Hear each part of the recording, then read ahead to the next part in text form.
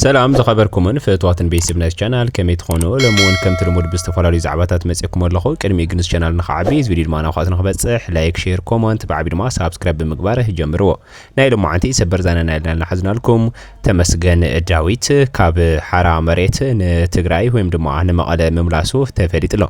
قالسي حرا مريت ون كم زتچاوي باندبتو زغلص انتخونه خمتا سرركوم صويعه عدم دما كملسوم يكبل ون كم استناغره تفريط له تمسجن داويت قدم كبل اب حرا مريت كوينو بوليتيكا تግራይ አይጣመና ኒሎም ሓይሊ ሰላም ትግራይ ብዝብል ስያሜ ዓፋርን ካልኦት ከባቢታት ዝንቀሳቀሱ ዕጥቋት ኣብ ዝወደብዎ ሓይሊ ክፍሊ ሚድያ ኮይኑ ይሰርሕ ከም ዝነበረ ዝገለጸ ተመስገን ዳዊት ፈለማ ንዝሓሰብናዮ ናይ ቃልሲ አንፈታት ዕንቅፋት ገጢምዎ ኢሉ እቲ ቃልስና ናብ ሸቐጥ ተቀይሮ ነጋዶ በዚሕሞ ዝበለ ተመስገን ንእስ ወለዶ ክመርሕ ይግባእ ኢልና ዝጸዋዕናዮ ቃልሲ ወደን ጥሩ ኢሉ ዝገለጾ አካል ካብዚኣቶም ኣይፍለን ክብል ውን ከም ዝወቀሰ ተፈሊጥሎ ነቲ ቃልሲ ዝመርሑ ሰባት ኣብ አዲስ አበባ አስተማሐሽ ህይወት ዝነብሩን ኣብ ዓላ ዘሎ ተቃላሳይ ጠለባቱ ተኸኢል ተኸልኪሉ ከም ዘሎን ቃልሰይ ብዘይ ዕጥቂን ምክያድ ዓሊመ ከካይድ መጽእ ኣለኹ ዝበለ እቲ መንእሰይ ቀድሚ ሕዚ ብናትካ ጻውዒት ፕሮፓጋንዳ ንዝኾዱ መንእሰያት እንታይ ትብሎም ተባሂሉ ንዝቀረበሉ ሕቶ ግን ከምታ ዝወሰድክዎም ጸዊዕ ድማ ዓደም ኮመልሰም ይክብል ምግላጹ ተፈሊጥሎ ተመስገን ዳዊት ቀድም ክብል ቅድሚ ሓደ መዓልቲ ኣብ ድረገጹ እዚ ቪድዮ እዚ ሓውሲ ሕጭጫ ዝመስል ጠቂዑ ምንባር ውን ይፍለጥ እዩ ታይና ንንቦል ናፍቲ ማሕበራዊ ሚድያ ካብ ኣጀንዳና ወፃኢ በምንም ተኣምር ኣነ እዚኣ ኮይነ ሕቶታተይ ክሓትት እየ መሰላት የኽጥይቕ እየ ከም ተጋዳላይ ቃልሰይ ውን እስጢመ ቅፅል እየ ላውዚ ኢለሉ መንገዲ የለን فتحت سينا إلى خطافين خطيق يوون مالت كاوز وصاي عدو خديو زع خديو لي يحلم جزاي خملس برخا يوصا خيانه كيتحسو لومي دما اب حاولتي سمعتات مقاله كوينو كمزي كبلون صحيفون تزاريبن له سلام كمن يخاتكم دحنا ديخاتكم ياو كاوتمالي جميرو افتو محوراو ميدياتات طعمي بيزي كوينو صنيحو ያው ቱ አባይታ ለለ ሐቂ ያው እሱ ማለት ብድሕሪታ ይለሎ ሓወልቲ መስክረሎ አነ ያው በቱ ህዝብን መንግስትን ዝገበረለይ ጻውዒት መሰረት ላብ ትግራይ ዓደይ ተመሊሰን ይኹ ስለዚ ቅድሚያ ክውለል ደሊ ብተፈላለየ መንገዲ ተሸዊድና ላብ ሓራ መሬት ዝብል ሽም ሒዝና በረኻ ወፂና ንህዝቢ መንግስቲ ከምኡን ትዴፍ ብጾተይ ለቀየምኩም ቂም ብሽም ሰማዕታት ብሽም ኩሉ ስቡ ብጻይ ይቅርታ ክትገብሩለይ እንደሓተትኩ ያው ንቀጻሊ ደለው መልእኽታቱን ብተፈላለዩ ሚድያታት ክመጽየ ደለው ነገራት ክናገር ቴንክ ዩ ታሜል ቃልሲ ሓራ መሬት ተጫውዩ ኢለ ስለዚ ኣመንኩ ገዲፈዩ መጽእ ኣለኹ እንትብል ፖለቲካ ትግራይ ውን ኣይጣዕመናን ኢለና ቀድሚ ሕጂ ከይዳ ነርና ሕጂ ግን ሸቐጣት ስለ ዝበዝሖ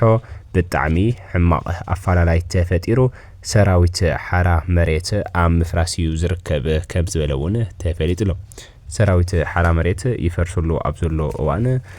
ኣብ ናይ ውልቀ ማሕበራዊ ሚድያ ከም ዝገለጾ ድማ መንግስቲ ትግራይን ህዝቢ ትግራይን ጻውዒት ብዝገበረለይ መሰረት ናብ ትግራይ ተመሊሰ ኣለኹ ከም ዝበለን ከምኡውን ብዝተፈላለዩ መንገዲ ተሸዊድና ናብ ሓራ መሬት በረኻ ወፂና ነርና ንመንግስትን ህዝብን ንሰራዊት ትግራይ ዘቀየምኩም ድማ ይቅሬታ ግበርለይ ከም ዝበለን ኣብ ቀጻሊ ውን ብዝተፈላለዩ ሚድያታት ክመጽእ የመልስ ከብየ ኢሉ ከም ዘሎን ተመስገን ዳዊት ካብ መቐለ ሓወልቲ ሰማዕታት ዘሕልፎ መልእኽቲ ከም ዝስዕብ እዩ بزغنا أبزهالو يهالو تقراوي لبي جزيو حدنوتو كتاناخر يقباء زبالة تمسكن داويت وي سماعي تسعين نمبر نشوا يخون نسوا أنت أمينكا حو كان بس أي كان متلام واقع كم زخفلنا بتلاقامي نحبر نيرناينا نقرقنا عبزي حجي كابزي تماهيرة أنا عبعدي كويني بزي من مكلاش كوا قاية زبالة تمسكن داويت قدم كبلجن تدي اف كونه نا مرارحه اب تግራይ ዘሎ ስርዓት ከመይ ዓይነት ነቐፌታን ከመይ ዓይነት ኣራያን ነይሩ ዝብል ብጣዕሚ ዝገረመነ መሕዘንን እዩ ወለዲ ድማ ብኽልተ ኢድካ ኣይትባኣስ ከም ዝብልዎ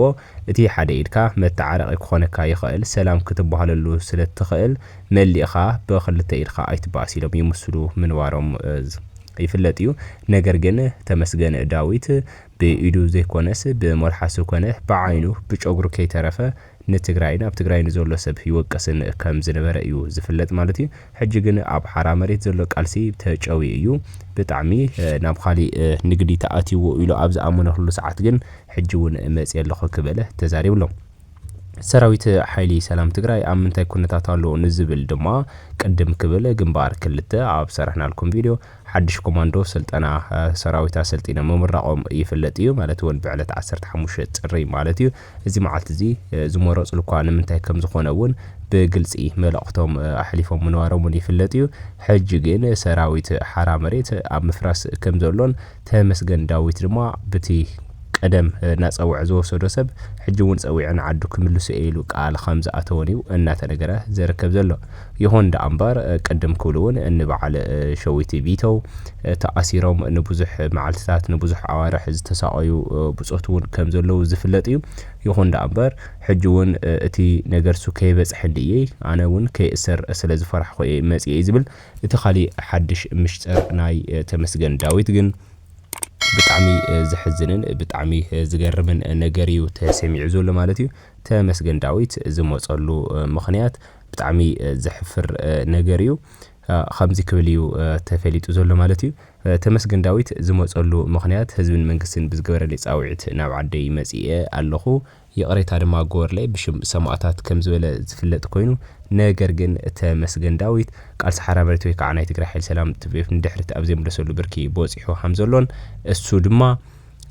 ካብ ዓፋር ኣብ ዝገበሮ ጾታዊ ጥቃት ደቂ ኣንስትዮን ብኻልኦት ኣመራርሓ ዝተባሃው ቅርሽን ተዓፊዱ ከም ዝኾነ እዩ እናተነገረ ዝርከብ ዘሎ ነገር ግን ተስፋይ ራያ እውን ከምዚ ክበለ ኣብ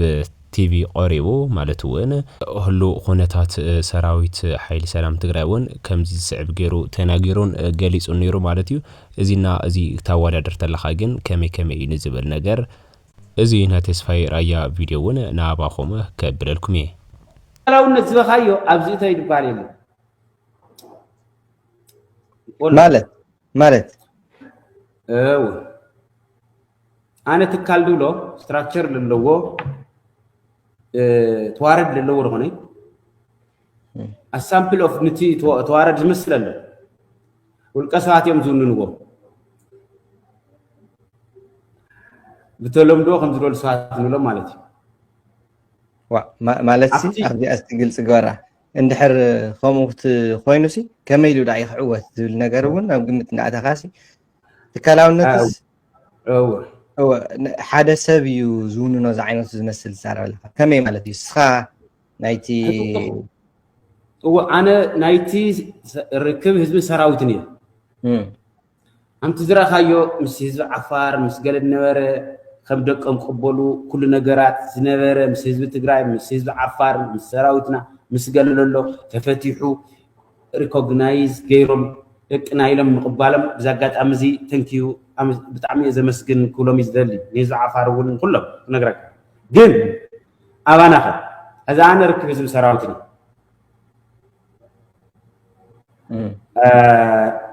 ስራሕ እዩ ምድብ ስራሕ እዩ ምድብ ስራሕ ደኾነ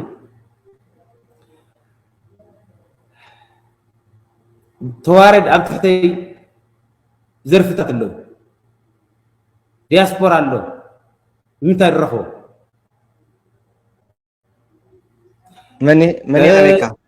መኒ ኣበካ ምርካብ ኦኬ ንዚኦም ንምምላእ ዝኽየዱ ነገራት ኣለዉ ወደ ጉዳይ ዲያስፖራ ዝከታተል ኣብ ናተይ ይገብር እየ ወደ ኣብ ትሕተይ ኣሎ እዚ ባጀት የድልዮ እዩ ወደ በጀት ይሁኻይ በጀት ክንዲዚ ኢሎም ዝብኒ ዝምልሶ ኣሎ ኣነ ችዳ ይደሊ ኢለ ንምንታይ መስሓቅ ደኾነ ማለት በጀት ክብጀት ኮይኑ ከም ኮማንድ ኮይኑ ንገለ ክንዲዚ ንገለ ክንዲዚ ዝብሉ እዚኦም ምን እዮም ንገለ ክንዲዚ ንገለ ክንዲዚ ዝኾነ ዝባሃል በጀት እቅድ ተውፅእ ዝሰርሑ እቅድ ይወፅእ እቅድ ሒዝካ ክንዲዚ ትብል ኣይ ትታታዕ ሓመድ ትዋፅእ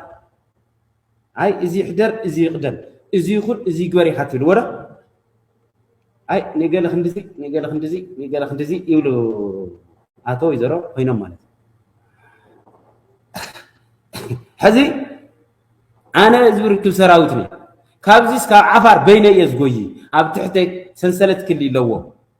أب تحتي أب سلمتي أب كل جنبارات أب لله جنبار بملو ناتي محاور كلي لو يلا مخنياتو خيوكس بين يزقوي بعلي كل نجر بعلي يزقي